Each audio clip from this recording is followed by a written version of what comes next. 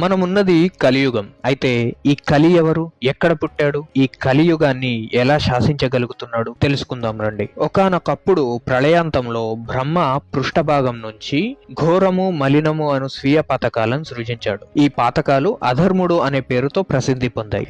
ఈ అధర్ముడి భార్య మిథ్య.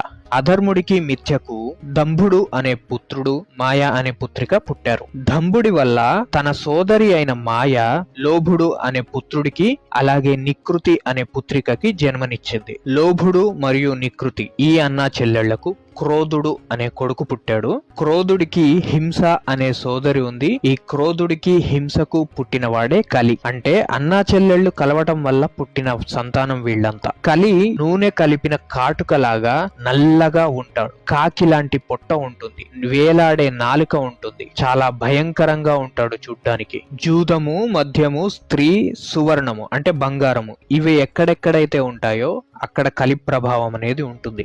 ఇది కల్కి పురాణంలో కలి గురించి ఉన్న విశేషాలు. అయితే కలియుగం ఎలా ఉండబోతుంది, కలియుగ లక్షణాలేంటి అనేది కూడా కల్కి పురాణంలో చాలా చక్కగా చెప్పారు. తర్వాత వీడియోలో దీని గురించి మనం మాట్లాడుకుందాం.